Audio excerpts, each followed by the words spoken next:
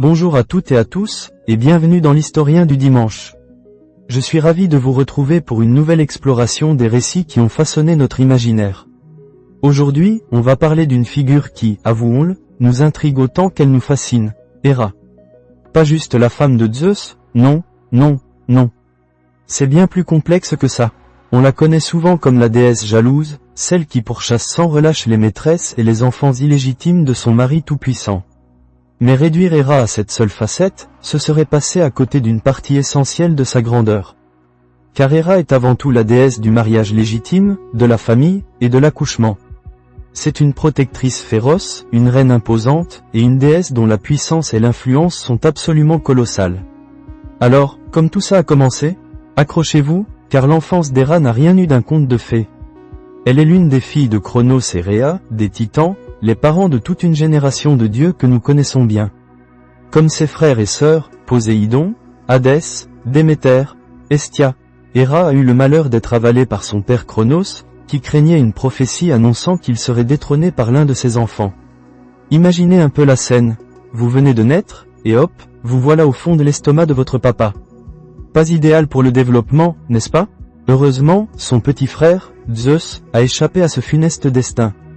Élevé en secret, il a fini par se rebeller, forçant Cronos à régurgiter tous ses enfants. Héra est donc sortie des entrailles de son père, à l'âge adulte, prête à prendre sa place dans le monde. Une enfance, mouvementée, disons. C'est là que notre histoire prend un tournant, divin. Une fois Cronos vaincu et les titans relégués dans les profondeurs du Tartare, les nouveaux dieux, les Olympiens, se partagent le monde. Zeus prend les cieux, Poséidon les mers, Hadès les enfers. Mais avant même cette répartition, il y a eu l'histoire d'amour, ou disons, d'union, entre Zeus et Héra. Il faut savoir qu'Héra était d'une beauté à couper le souffle. Majestueuse, digne, avec un port royal. Zeus, toujours très sensible au charme féminin, n'a pas pu y résister. La légende raconte qu'il l'a courtisée pendant 300 ans avant qu'elle n'accepte de l'épouser. 300 ans, ça, c'est de la persévérance, mes amis. Une version, un peu plus rustre, nous dit que Zeus, pour la séduire, s'est transformé en un petit coucou ébouriffé, tremblant de froid, qu'Héra a pris en pitié et réchauffé contre son sein. Et là, surprise, le coucou redevient Zeus, qui la force à s'unir à lui. Un mariage, disons, stratifié. Et peut-être une explication à l'aigreur future d'Héra? Qui sait? Toujours est-il que leur union est célébrée avec faste, sur l'Olympe. Un mariage divin, en grande pompe. Héra devient la reine des dieux, la déesse protectrice du mariage, de la fidélité et des femmes mariées. Elle est la légitimité incarnée. Mais vous le savez, l'Olympe n'est pas un long fleuve tranquille.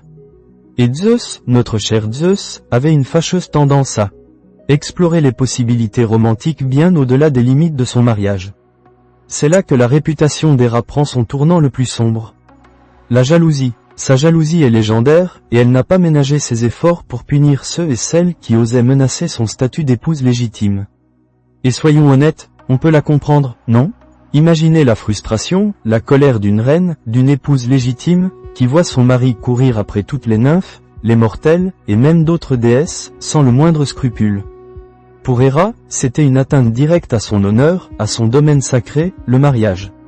Ses cibles favorites? Les maîtresses de Zeus, bien sûr, et les enfants illégitimes qui en résultaient. Héra n'était pas du genre à pardonner. Prenons le cas de la pauvre Io. Zeus tombe éperdument amoureux d'elle, une belle prêtresse d'Héra. Pour la protéger de la colère de sa femme, Zeus la transforme en une magnifique génisse blanche. Mais Héra n'est pas dupe. Elle réclame la génisse en cadeau, et Zeus ne peut refuser sans avouer sa tromperie. Héra confie alors Io à Argus Panoptès, un géant aux 100 yeux, qui surveille la pauvre vache sans relâche. Un œil d'or pendant que les 99 autres veillent. Pas moyen de s'échapper. Zeus, toujours aussi subtil, envoie Hermès pour délivrer Io. Hermès endort Argus avec sa musique et ses histoires, puis le tue. Héra, furieuse de la mort de son fidèle gardien, dépose ses 100 yeux sur la queue de son animal sacré, le paon. Et elle ne s'arrête pas là. Elle envoie un taon géant, un insecte piqueur insupportable, tourmenter Io. La pauvre génisse est poursuivie sans fin, traversant mer et continent, jusqu'à l'Égypte où, enfin, Zeus la transforme de nouveau en femme. Une histoire qui montre la persévérance, la patience dans la vengeance d'Héra. Elle n'oubliait jamais. Et que dire d'Héraclès? le plus célèbre des héros grecs, fils de Zeus et de la mortelle Alcmène. Dès sa naissance, Héra le prend en grippe. Elle envoie 2 serpents pour le tuer dans son berceau, mais le jeune Héraclès, déjà doté d'une force surhumaine, les étrangle de ses petites mains. Plus tard, c'est elle qui le pousse à la folie, lui faisant tuer sa propre femme et ses enfants, ce qui le contraint à accomplir ses fameux 12 travaux, pensés pour être impossibles. Elle continuera à le harceler tout au long de sa vie, une preuve de sa rancune tenace. N'oublions pas Sémélé, la mère de Dionysos, qui, sur les conseils d'Héra, a demandé à voir Zeus dans sa pleine gloire. La vision du Dieu suprême, sous sa véritable forme foudroyante, la consume sur le champ. Héra est aussi celle qui a retardé l'accouchement de Léto, la mère d'Apollon et Artémis, la contraignant à errer longuement avant de trouver un lieu où donner naissance à ses enfants. On pourrait multiplier les exemples à l'infini. Héra était impitoyable, mais, comme je le disais en introduction, réduire Héra à sa seule colère, ce serait passer à côté d'une partie essentielle de sa grandeur. Car Héra est avant tout une déesse de pouvoir et de légitimité. Elle est la protectrice du mariage, et dans la Grèce antique, le mariage était la pierre angulaire de la société. Il assurait la légitimité des enfants, la transmission des biens, la stabilité des cités. Héra veillait sur ces unions sacrées, garantissant leur pérennité. Elle est aussi la déesse des accouchements. Ce rôle peut sembler paradoxal, compte tenu de son acharnement à empêcher la naissance des enfants de Zeus avec d'autres femmes. Mais elle protégeait les naissances légitimes, celles qui renforçaient le foyer et la cité. Elle était invoquée par les femmes enceintes pour un accouchement sans encombre. C'est une figure complexe, pétrie de contradictions, mais toujours ancrée dans son rôle de protectrice du foyer et de la famille légitime. Sur l'Olympe, Héra est la reine. Elle siège aux côtés de Zeus, majestueuse, avec son sceptre et son diadème.